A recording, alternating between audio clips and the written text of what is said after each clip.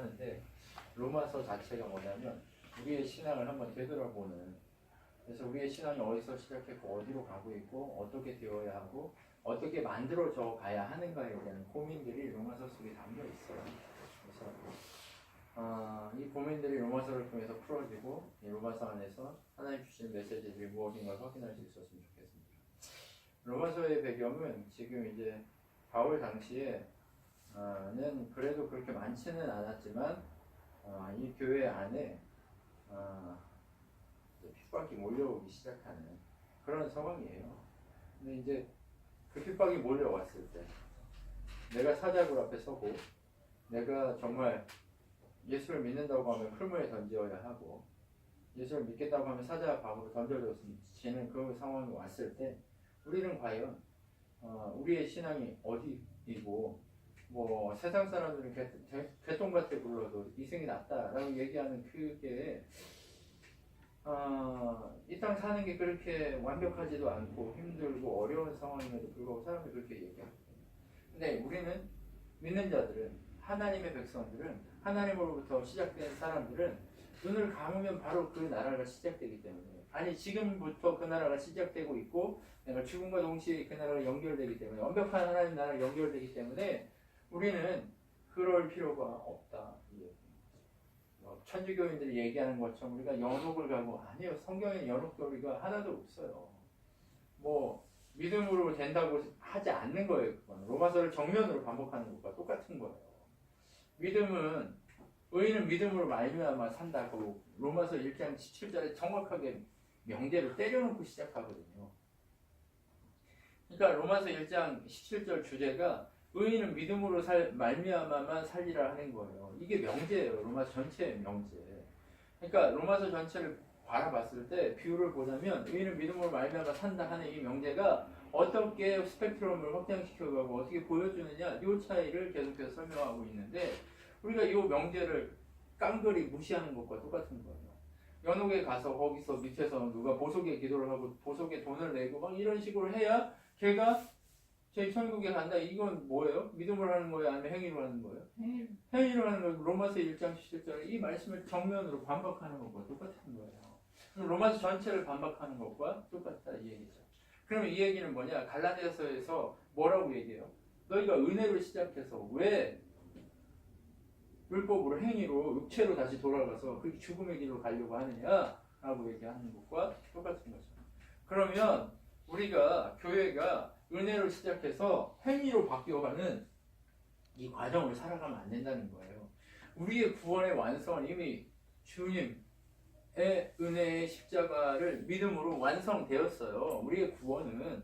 그런데 구원의 서정 가운데 우리가 계속해서 그리스도를 닮아가는 과정을 걸어가고, 그리스도에 닮아가는 과정 또한 은혜로 지속되어져 가는 과정이고, 은혜의 과정 속에 그 하나님이 어떻게 우리를 역사하고, 하나님이 어떤 하나님을 우리에게 찾아오셨고, 우리 하나님이 우리 삶 가운데 어떻게 하나님 나라를 완성해 가는가, 이것을 설명하고자 하는 것이 정확하게 보여지는 여정 속에 있는 겁니다.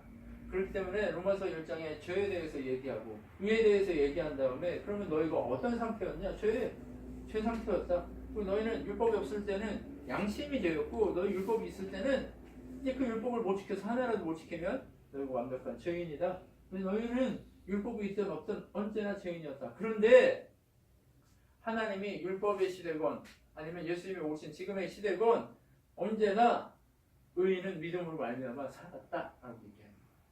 아브라함이 율법 오기 전에 믿었다라고 얘기했어요. 그것을 하나님이 의로 여겼다라고 얘기하는 것이 로마서 3장에 계속 나오는 거예요. 그러면 아브라함은 누구의 조상이에요? 할례 받은 사람의 조상이기도 하면서 무할례자의 조상이기도 한 거예요. 그의 믿음은 할례 받기 전에 믿었던 거거든요. 그럼 믿음의 확증이 할례였던 거예요. 그러면 할례 받은 사람도 믿음의 할례가 필요하다. 그래서 육체의 할례가 아니라 마음의 할례가 중요하다. 이 얘기를 하는 게 로마서요. 1장부터 3장까지 내용인 거예요. 그리고 나서 4장에 무슨 얘기를 하느냐? 아브라함이 죄가 수도 없었다. 그런데 아브라함도 그의 죄가 없다라고 인정해 주시는 하나님의 은혜가 있었기 때문에 그가 복된 사람인 거다라고 얘기해요. 그럼 우리하고 똑같아요? 안 똑같아요? 똑같아요. 아브라함이 뭐 잘했어요? 아니요. 아브라함한테 하나님이 언약 주셨는데 그거 다 깨버리고 팡 깨버리고 사라하고 결혼해서 사는 게 아니라 다른 여자 없잖아요. 네? 하갈 없잖아요. 하갈 오늘 지 맘대로 살아요. 15년 동안. 75세 하갈하고 결혼해가지고 99세까지 하나님이 나타났죠. 그럼에도 불구하고 하나님이 그를 뭐로 여겼어요? 아브라함이 하나님의 그것이 의로 여겨서 의인은 믿음으로 말미암아 살리라 하는 그 의미가 뭐냐? 죄를 인정하지 않는 거예요. 하나님이 그 사람을 의인으로만 인정하고 그의 죄를 인정치 않겠다고 하는 거예요. 이게 얼마나 큰 축복이에요. 우리 지금 하나님을 믿는다고 하지만 우리 어떻게 살아요? 지 맘대로 사는 거예요. 그죠? 지 맘대로 살아요. 하나님이 원하는 대로가 아니라 우리의 마음대로 우리의 뜻대로 산단 말이에요. 그럼에도 불구하고 하나님은 그 사람을 죄인으로 인정치 않고 의롭다 인정하시겠다. 그 사람이 복이 있다라고 얘기합니다. 그럼 단 1%라도 단 0. 몇 %라도 우리의 행위가 우리의 구원에 영향을 미쳐요? 안 미쳐요? 안 미치는 거예요. 그런데 우리의 구원이 이루어진 사람들은 그 삶이 어때요? 제 가운데 안 살려고 몸부림치는 삶을 살 것이다 라는 얘기를 이제 하고 싶은 거예요. 방금 얘기한 것처럼 아브라함은 이방인, 유대인 모두의 조상이 되는 거예요. 그렇기 때문에 이 모든 것을 아브라함에게 이루신 것처럼 예수 안에서 누구에게도 이룬다? 우리 모두, 우리 안에서도 이루실 것이다 라는 얘기를 4장에서 연결해서 합니다. 그렇죠? 능히 이루실 줄을 확신하는 거예요. 어떻게요? 하나님이 능력 가운데서 합력하여 선을 이루어 가시는 역사를 이루는 거예요. 우리는 죄 가운데 살아가지만 우리의 육신이 하나님의 은혜로 예수 그리스도, 하나님의 유일한 의이신 예수 그리스도를 통해서 어떻게 돼요? 완벽한 의인으로 재탄생되지만 신분적으로는 재탄생되어 있어요. 근데 우리 삶은 육신에 매여 있기 때문에 여전히 죄덩어리예요. 그 죄덩어리를 하나님이 덮어버리시겠다는 거예요. 그렇게 덮으신 자들은 이 죄덩어리의 몸에 뜻대로 살지 않으려고 몸부림치게 만들어 가시는 하나님의 은혜의 합력함의 역사가 일어나서 그 은혜 가운데 우리가 죄를 이기고 의 가운데 쓰려고 몸부림치는 역사가 일어나기 시작한다. 그러면 우리가 몸부림치는 게 우리의 의예요? 아니면 하나님의 은혜예요? 하나님 은혜라는 거예요. 우리는 여전히 똑같이 죄덩어리로 살지만 하나님의 은혜가 우리를 의인으로 살도록 몰아붙인다는 거예요. 사람들은 그게 자기가 뭘 해서 내가 이렇게 했기 때문에 내가 기도하니까 내가 이렇게 행했더니 내가 이렇게 하니까 하나님 이렇게 복 주셔. 이거 다 누구 자랑하는 거예요? 나 자랑. 나 자랑하는 거예요. 그렇기 때문에 하나님은 뭐라고 얘기해요? 5장의 시작과 함께 너희가 죄덩어리로 살다가 의의 길로 걸어가려면 믿음의 은혜의 길로 밀어붙이면 하나님 밀어붙이면 어떻게 돼요? 우리가 그게 고난이라고 얘기하게 된다. 고난이 왜 와요? 고난은 환난은 인내를 낳는데요. 인내가 뭐예요? 참아야죠. 믿음의 사람들은요 어떻게 해요? 환난이, 고난이, 고통이, 핍박이 찾아왔을 때 어떻게 해요? 믿음을 지키기 위해서. 왜? 내 정체성이 믿음으로 바뀌어버렸어요. 내 신분이 바뀐 이상 그 신분에서 버리고 벗어갈 수가 없어요. 벗어갈 수가 없으니까 어떤 일이 일어나요? 고난 가운데 참는 역사들이 일어나요. 근데 참는 역사가 내 힘으로 참아요? 그분이 참게 하세요? 하나님이 결국 참게 하셔서 그 가운데 서 있을 수 있도록 하나님이 만들어 가신다는 거예요. 그래서 그렇게 인내하다 보면 연단이 이루어지는 거예요. 연단이 뭐예요?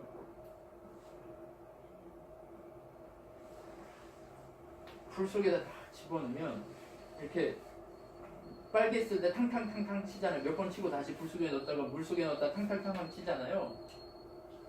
바로 연단이라는 건 뭐냐면 모양이 만들어질 수 있는 상태가 되어진 게 연단이에요. 다시 말해서 내 뜻대로 모양을 만들어지는 게 아니라 대장장이가 그 칼을 쳐서 그 쇠를 쳐서 칼을 만들고 호미를 만들고 쇠 그릇을 만들어질 수 있도록 연해져 있는 상태, 부드러워진 상태, 그게 바로 연단이에요. 왜 쇠에 비유했을까요? 우리 인간의 마음이 그만큼 굳어 있는 거예요. 우리 인간의 마음이 그만큼 딱딱한 거예요. 그런데 이 환난과 이 인내 속에서 우리의 마음이 돌덩어리, 이 쇠덩어리 같은 이 마음이 부드러워진 찰과 같이 그렇게 부드러워진 상태를 연단이라고 얘기해요. 그러면 그 상태가 된 다음에는 소망이 생기는 거예요. 어떤 소망이? 아, 나도 호미가 될 수 있고, 나도 그릇이 될 수 있고, 나도 낫이 될 수 있는 모양을 쓸모 있는 하나님의 도구로, 하나님의 은혜에 사용되는 그 도구로 사용될 수 있는 소망이 생기기 시작하는 거예요. 그 소망, 그 하나님 나라의 소망, 하나님 나라 몸의 지체로서의 소망이 그때서야 생기기 때문에, 그것을 알기 때문에 인내하기 시작하는 거예요. 어떻게 해요? 내가 의인되었다 믿음으로 의인되었다는 확신이 있고 하나님이 그것을 인정해 주면 어때요? 내가 그렇게 하나님의 나라를 향해 준비되어질 것을 하나님이 확신시키기 때문에 그 확신 가운데 어떤 일이 일어나요? 이제 뭐해요? 몸부림치기 시작합니다. 내가 연단되고 소망을 가진 자로서 불의의 도구로 안 사용되려고 몸부림쳐요, 안 쳐요? 아, 나 이게 진짜 나 이거 죄인 거 알아요, 하나님. 근데 이게 중독적이고 너무나도 내가 이거 아닌 거 아는데 저 정말 힘듭니다, 하나님. 저 좀 지켜주십시오. 제 마음을 지켜주십시오. 제가 불의의 도구를 사용되지 않도록 저를 붙들어 주십시오. 제가 아무리 그렇다 할지라도 안 되는 이 마음을 붙들어 주십시오라고 몸부림치기 시작하는 거예요. 오직 내가 의의 도구로만 사용되기를 소망합니다라는 몸부림이 우리 속에서 계속 일어나는 거예요. 그 몸부림을 통해서 우리가 어떻게 돼요? 점점 더 소망에 다다르기 시작하는 거예요. 그 도구의 모습으로 온전해지기 시작하는 거예요. 그 온전해지기 시작함이 바로 의인은 믿음으로 말미암아 사는 것과 같은 거예요. 계속 처음에는 희미했어요. 그 나라가 너무 희미했고 내 인생에 하나님의 사용하기를 원하는 목적지가 어디인가 너무 희미했단 말이에요.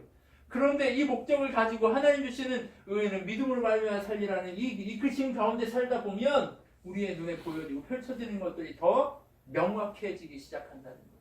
이 명확함이 바로 흔들림 없이 하나님 나라를 향해 끝까지 걸어갈 수 있게 하는 은혜의 수단이 되어가기 시작해요. 그렇기 때문에 이것이 명확하기 때문에 문제가 와도 흔들리면 안 흔들려요. 조금은 흔들리지만 쉐이킹하고 움직이고 넘어지지만 다시 일어설 수 있는 은혜의 믿음, 구원의 능력 가운데 우리를 끝까지 이끌어가실 하나님의 은혜로 작용의 소리를 일으켜 세우시는 거예요.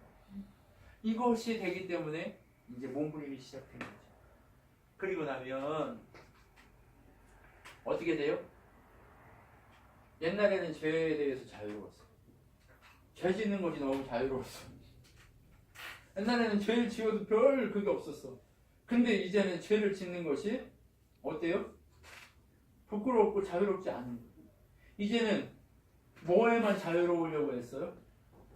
예수 그리스도 그분 안에서만. 의에 대하여 자유하니라는 얘기 뭐예요? 주님 안에 있을 때만 자유이니? 라고 얘기하는 거예요. 우리의 의의 본질은 뭐예요? 예수 그리스도 그분밖에 없기 때문에 주님 안에서 자유로워진다 이 소리를 하고 싶은 거예요.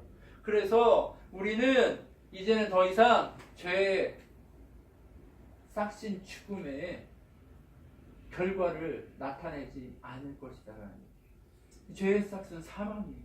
그런데 하나님의 은사는 그리스도 예수 주 안에 있는 모든 우리에게 영생을 준다 이렇게 얘기합니다. 그래서 우리 믿음의 사람들은 무엇을 갖기 시작하는 거예요? 영생에 이르는 것을 확신하기 시작하는 거예요. 의인은 하나님이 의인이라고 칭하신 의인은 믿음으로만 산다는 그 사람이 바로 산다는 게 영생으로 산다는 거예요. 영원히 지옥에서 죽는 모습으로 사는 거예요? 아니면 영원한 생명을 누리게 되는 거예요. 영원한 생명을 누리게 되는 이 사실을 하나님은 계속해서 말씀하고 있는 거예요. 그러면 이제 어떻게 해야 돼요? 우리에게는 죄가 없어야 될 텐데 그럼에도 불구하고 자꾸 죄가 어떻게 해요? 우리를 공격해요. 우리를 속이고 죄가 기회만 있으면 우리 속에 갖가지 탐심으로 자꾸 죽이려고 한단 말이에요. 기회만 있으면.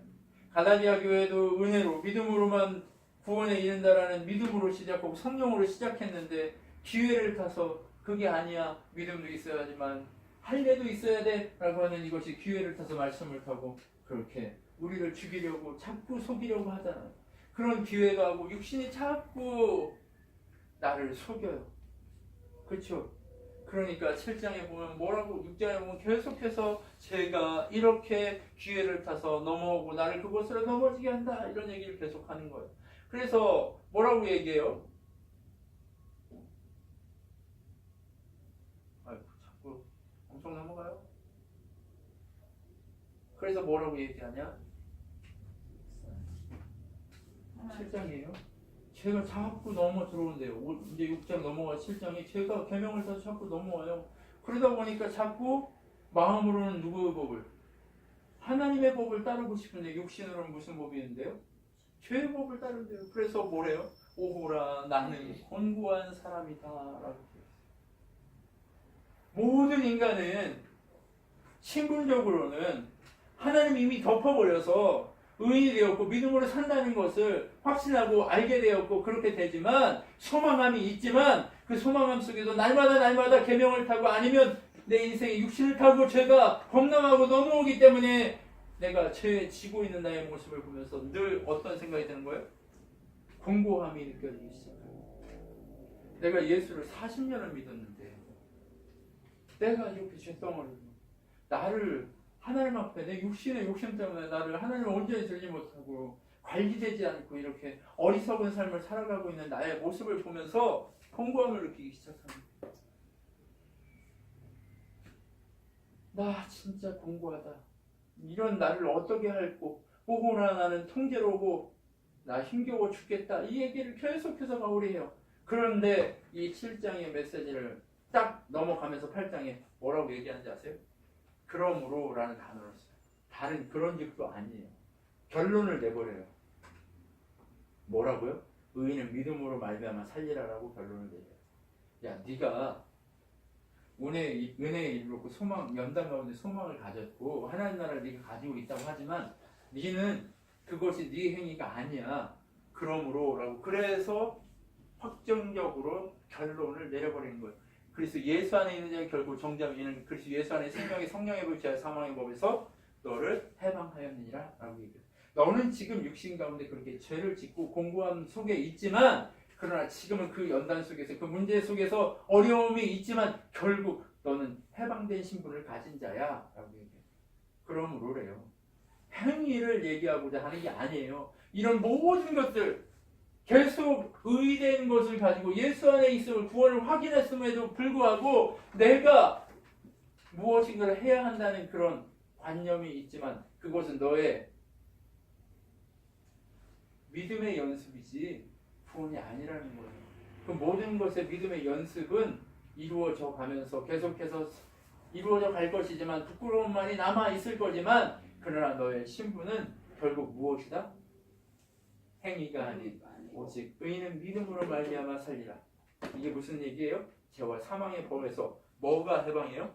예수 그리스도의 성령의 법만이 너를 해방시킬 수 있다라고 얘기하는 겁니다. 그래서 이 7장, 8장 사이에 이것이 이게 뭐예요? 1장 17절은 뭐예요? 전체 명제고 이 7장 마지막 부분하고 8장 초반 부분 이것이 무슨 얘기냐? 절정이에요. 절정.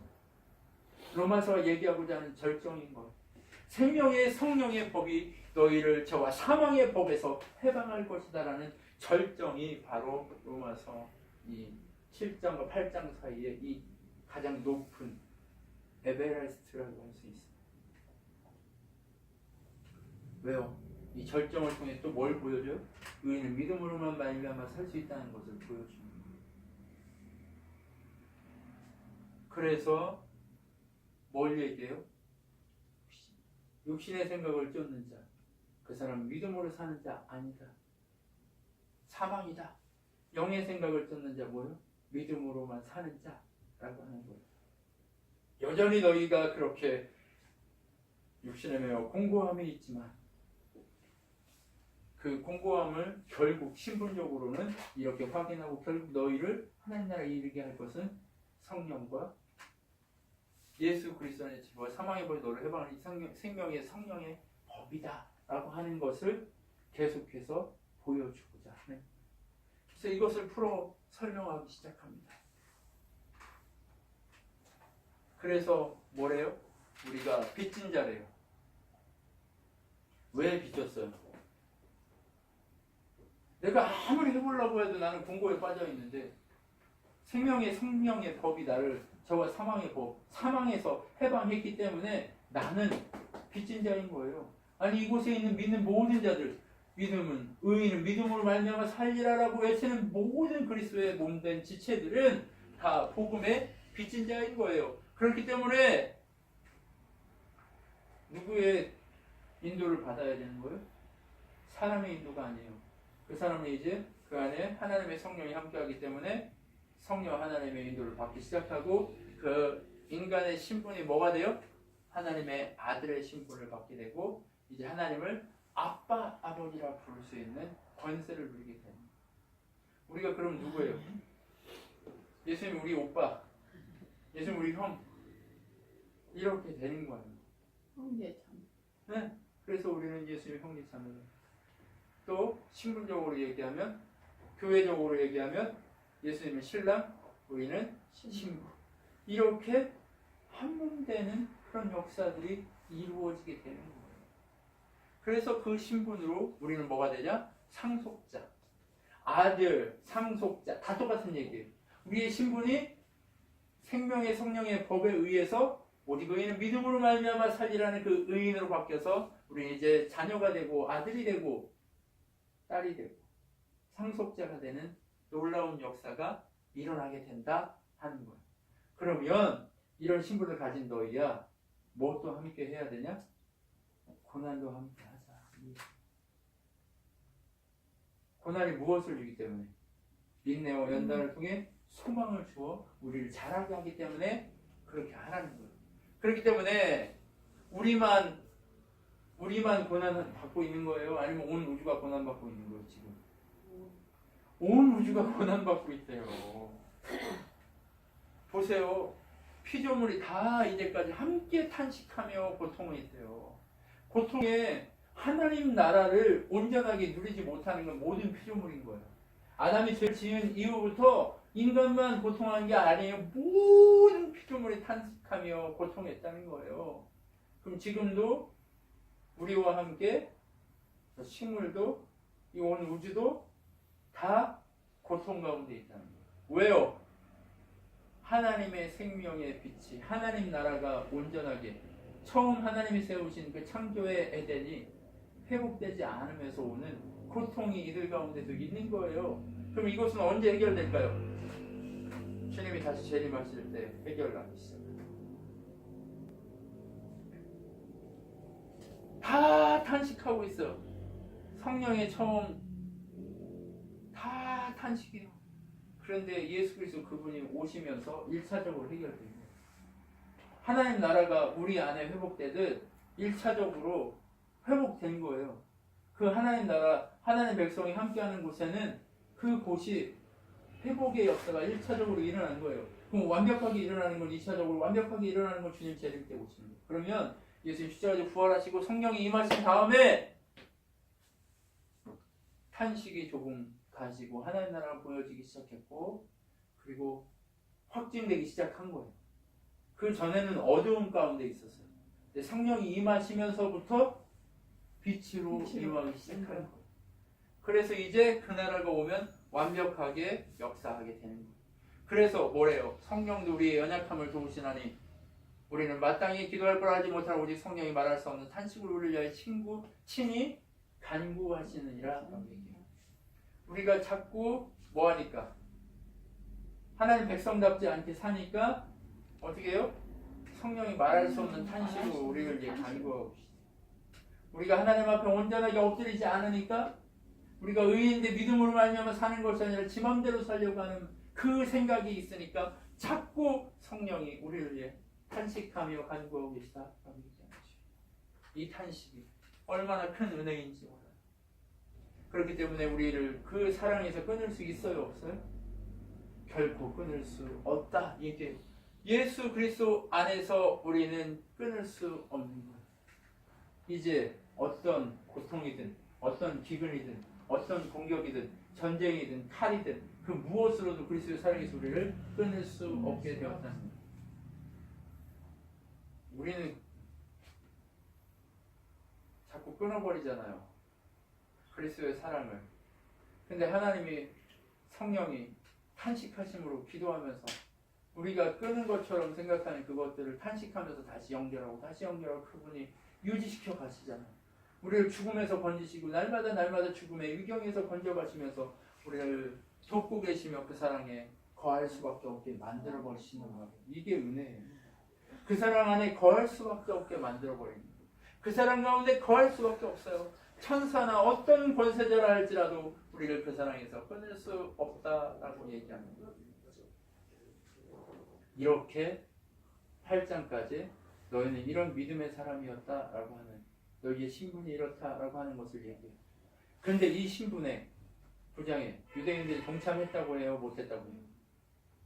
유대인들이 동참하지 않았대요. 왜요? 하나님을 향한 열심은 있었는데 잘못된 지식을 가진 열심이 있었다는 거예요. 잘못된 지식의 열심이 뭐예요? 행위로 구원에 이른다. 내가 열심히 행하면 구원에 이른다라고 하는 그 잘못된 것으로 믿음에 이르게 되었다. 그래서 바울이 나는 슬프다. 왜요? 자기 형제들이 이 복음의 역사에 참여하지 못하기 때문에 그런 거예요. 그러면서 무슨 얘기를 해요? 유대인들은 지들이 잘나서 지들이 뭐예요? 혈통적으로 아브라함의 자손이기 때문에 무조건 구원에 이르게 된다라고 얘기하는데 아니다. 그릇을 만들어서 사용하시는 분은 하나님뿐이다. 토기장이 그 그릇을 만들어서 그것을 가지고 귀하게 쓰거나 나쁘게 쓰거나 하시는데 백성이 되게 하거나 백성이 아니거나 하는 것은 누구 마음이다? 하나님 마음이다. 근데 피조물들이 그것을 판단해서 나를 왜 백성 아니게 만들었냐 할 수 있다 없다? 없다라는 거예요. 어떤 그릇은 귀하게도 어떤 그릇은 천하게도 쓰지만 사용하시는 분은 토기장이가 다 그렇게 하는 거다. 그런데 그것을 그릇이 어떻게 불평할 수 있어요 없어요? 없다는 얘기입니다. 그렇기 때문에 우리에게 주신 신분에 참여하지 못하고 있는 유대인들 너희들아 정신을 차려라. 너희들이 잘났다고 하지만 그렇게 하신 이도 하나님이시고 이렇게 하신 이도 하나님이시니 불평하지 말고 너희도 구원에 이르려면 오직 믿음으로 의의 자리에 도달해야 된다. 이 얘기를 하고 싶은 거예요. 그러면서 10장에 무슨 얘기가 나와요? 젖붙임의 얘기가 계속해서 나오는 거예요. 하나님의 의를 모르고 자기 의를 세우려고 힘써 하나님의 의에 복종하지 아니하였다. 유대인들이 하나님이 생명의 나무에 유대인 이 혈통적으로 유대인의 혈통을 세웠어요. 그런데 이 혈통에서 어떻게 했어요? 하나님의 뜻대로가 아니라 지들의 뜻대로 하니까 이걸 잘라낸 거예요. 잘라내고 그 자리에 누구를 붙였다? 누구를 붙였어요? 주의 이름을 부르는 자들. 이방인이든 유대인이든 주의 이름을 부르는 자. 누구? 주. 예수 그리스도. 그분이 우리를 위해 십자가로 죽으시고 부활하셨다는 이 사실을 믿은 그 믿음으로 바로 어떻게 돼요? 접붙임 당한 그 사람이 되게 하셨다라고 얘기하는 거예요. 바로 그 사람이 누구예요? 바로 믿음으로. 근데 믿음은 사람이 마음으로 믿어 의에 이르고 입으로 시인하여 구원에 이른다라고 얘기해요. 우리가 하나님의 마음으로 믿는다는 얘기는 뭐예요? 하나님의 씨앗을 주셨을 때 그것을 품어 어떻게 해요? 자라게 하고 열매 맺게 하고 구원에 이르게 하는 역사를 우리에게 보여주고 있는 거예요. 그렇기 때문에 피조물들이 자랑할 게 있다는 거예요, 없다는 거예요? 없다는 거예요. 그래서 주의 이름을 부르는 자는 구원에 이르게 된다. 그분을 부르는 자만 구원에 이르게 된다는 거예요. 그분 안 부르고 다른 거 부르면 구원에 이를 수 있어요? 없어요? 없다는 거예요. 그래서 뭐래요? 내가 백성 아닌 자로 너희를 시기하게 하여 미련한 백성으로서 너희를 노엽게 하리라. 백성 아닌 자가 누구예요? 우리죠. 유대인 입장에서 보면 백성 아닌 자는 누구예요? 우리예요. 이방인들이에요. 이방인들을 통해서 시기나게 하려고 하나님이 이 작업을 하고 있다는 거예요. 그런데 이방인, 왜 이스라엘은 다 망했다는 거예요? 안 망했다는 거예요? 아니요, 안 망했어요. 남은 자 있다 라고 얘기하고 싶은 거예요. 하나님은 지금 이제 로마서 8장까지 우리의 신분을 정확하게 얘기하고 유대인에 대한 얘기를 9장, 10장, 11장에 계속해서 11장까지 이제 다음 주부터 11장 하는데 계속해서 무슨 얘기하냐? 유대인들 너희들아 정신 차려라. 이방인과 유대인의 이런 차이가 있는데 결국 그 차이는 무시되고 혈통적 차이, 유대인에게 율법을 가지고 있는 차이, 이 무시되고 오직 예수 그리스도 그분을 입으로 시인하고 구원의 기른 자만 당신의 백성으로 선택하겠다라는 내용이 여기서 결론적으로 나오기 시작합니다. 그러면 너희 유대인이든 이방인이든 이제 하나님의 의인된 자들아 믿음으로 말미암아 살리라. 의인은 믿음으로 말미암아 살리라는 그 의인된 자들 너희들아 어떻게 살아야 되느냐? 이 내용이 후반부에 나오기 시작합니다. 로마서는 이런 거예요. 네? 합력하여 하나님의 선을 이루어 가시는 놀라운 성경이 바로 이 로마서입니다. 하나님이 기대하고 하나님이 바라시는 것은 다른 것이 아니에요. 바로 여기 있어요. 이게 결론인 거예요.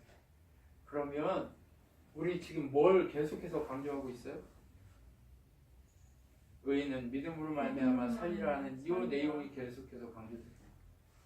어떻게 의인은 믿음으로 말미암아 살리라는 신분이 얻어졌는가에 대한 내용이 계속해서, 그리고 그 신분의 내용 가운데 유대인들과 이방인들이 어떻게 다른지 이 내용, 그리고 너희들 이제 앞으로 어떻게 살아야 하는가 이 내용이 등장하는 것이 로마서입니다. 이 전체적 결론을 통해 우리가 여기서 계속해서 말씀하시는 집중해서 봐야 될 내용은 다른 것이 아니에요. 너희가 지금 성령의 법 아래 순종하면서 가고 있냐 아니냐를 다시 한번 점검하라는 거예요. 너희가 신분을 가지고 있는 그대로 신분대로 잘 살고 있느냐 아니냐를 점검하라는 거예요. 하나님이 주신 은혜의 과정 속에 너희가 제대로 서 있느냐 아니냐를 점검하라고 하는 거예요. 이 전체적 점검 속에서 하나님 우리에게 얘기하고자 하시는 것은 뭐예요? 오직 하나님의 은혜가 이것을 이루었다 하는 사실을 다시 한번 인정하라는 거예요. 그게 뭐예요? 예배인 거예요. 그게 뭐예요? 우리의 신앙 생활인 거예요. 그게 뭐예요? 하나님의 나라인 거예요. 이게 뭐예요? 성경이 목표하고 있고 하나님이 목표하고 있는 전부라는 거예요. 여러분, 하나님 바로 이것을 놓치지 말고 우리가 끝까지 그렇게 발견되어지고 그렇게 강해져서 하나님이 기뻐하시는 자로 세워지기를 소망하는 쪽이 있습니다. 그래서 전에도 얘기했지만 일당백의 사람들이 돼요. 어디다 놔둬도 하나님의 뜻을 선포하고 어디다 놔둬도 하나님의 계획이 무엇인가를 외칠 수 있고 어디다 놔둬도 우리가 하나님의 의 가운데 온전히 세워진 자들이라는 것을 분명하게 외칠 수 있는 그런 자로 자라가야 될 줄 믿습니다. 하나님은 오늘 이 환난과 연단과 그 속에서 벌어지는 이 소망의 역사가 우리 속에서 계속해서 확장되어져 가기를 소망하는 하나님이신 줄 믿습니다. 네, 기도하겠습니다.